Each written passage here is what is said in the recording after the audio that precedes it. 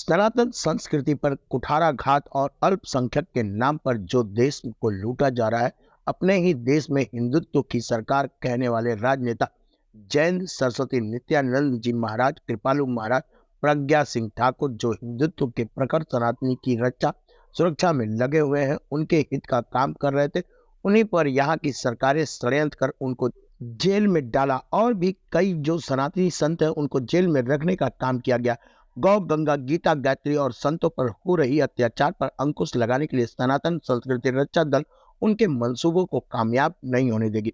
उक्त बातें सनातन संस्कृति रक्षा धर्म के राष्ट्रीय अध्यक्ष शरण दास जी ने खोरठ स्थित एक आवास पर कही। उन्होंने कहा कि मैं गंगा गौ गीत संतों पर हो रहे अत्याचार और सामाजिक आर्थिक मुद्दे को राष्ट्रीय हित में संकल्प लेते हुए आगामी लोकसभा चुनाव 2024 में कई राज्यों में प्रत्याशी उतार रहा हूं। इस अवसर पर मनोज कुमार यादव उत्तर प्रदेश प्रभारी, डॉक्टर अजीत कुमार पांडे जिला अध्यक्ष आजमगढ़, राजेश राम प्रत्याशी लालगंज आजमगढ़, इंजीनियर महेंद्र प्रसाद स्वामी, हरिहरा नंद जी महाराज राष्ट्रीय प्रवक्ता उपस्थित रहे।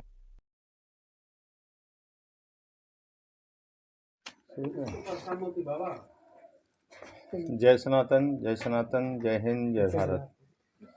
मेरा परिचय है ओम गुरु चरण दास नाम है। मैं प्रयागराज का रहने वाला हूं और सनातन संस्कृति रक्षा दल अपनी पॉलिटिकल राजनीतिक पार्टी है और 2013 1 जनवरी 2013 को रजिस्टर्ड हुआ था और उसके राष्ट्रीय अध्यक्ष हैं। ठीक है, उद्देश्य अपना ये है कि अभी जितनी राजनीतिक पार्टियां हैं, कांग्रेस, बीजेपी और भी, इन लोगों को देखा गया कि देश में मतलब ये लोग सब कुछ कहते तो हैं चुनाव के समय में, लेकिन देश की जैसी स्थिति है, गीता गंगा गौ गायत्री संत महात्माओं पे सब पे अत्याचार ही हो रहा है और मतलब महंगाई चरम सीमा पे है, बेरोजगारी चरम सीमा पे है।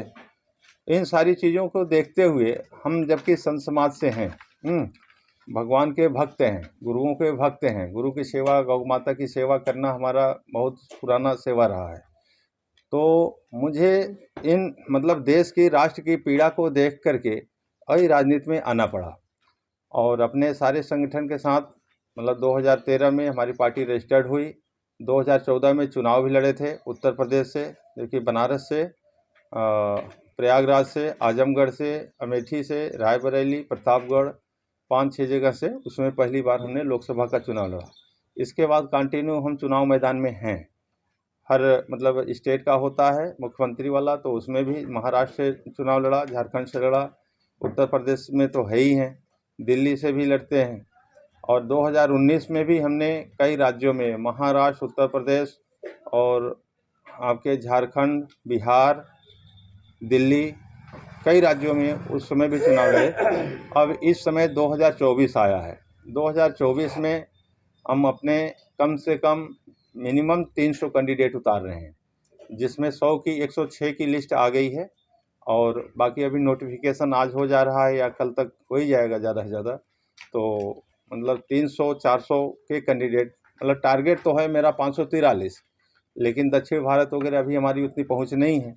उत्तर प्रदेश, बिहार, राजस्थान, मध्य प्रदेश, छत्तीसगढ़ और इधर झारखंड, उड़ीसा और यही आसपास के दिल्ली, आपके पंजाब, उत्तराखंड, उत्तरांचल, हरियाणा, इन सब सारी जगहों पे हमारा अपना मतलब संगठन है। तो इन सब को ले करके लगभग 300 से 400 सीट पे हम चुनाव तो पक्का लड़ा ही लेंगे।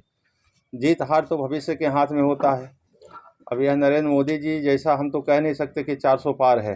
अब वो 400 पार किस सेटिंग से कहते हैं वो तो भगवान जाने। ईवीएम में काफ़ी सेटिंग की संभावना है कि सेटिंग होती है, वो क्या होती है तो वही जाने।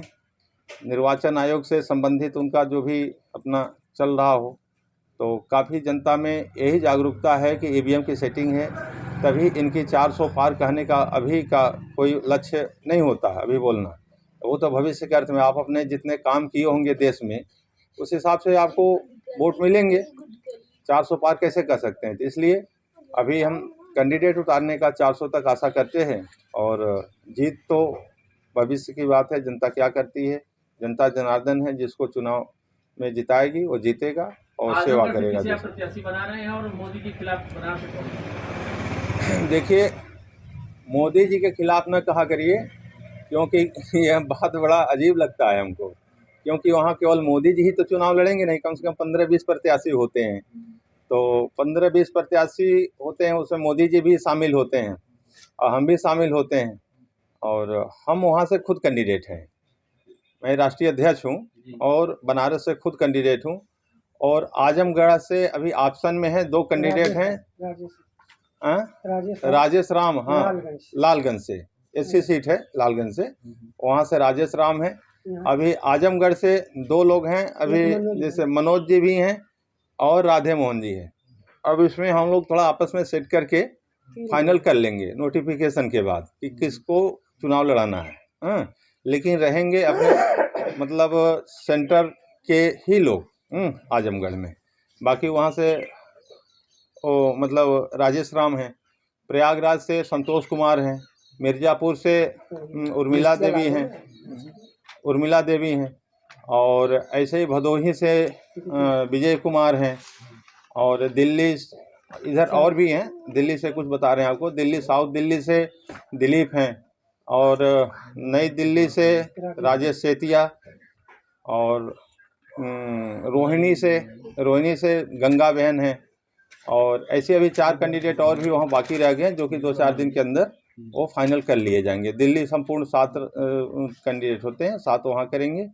बाकी अन्य राज्यों में जम्मू से भी हैं हमारे कैंडिडेट। हाँ, अभी एक फाइनल हुआ है, आगे फिर प्रयास अभी जारी है। देखते अच्छा हैं। अध्यक्ष जी, ये बताइए कि आपकी पार्टी का नाम ही सनातन संस्कृति रक्षा दल है, जी। तो गैर सनातनियों को कैसे लुभाएंगे आप?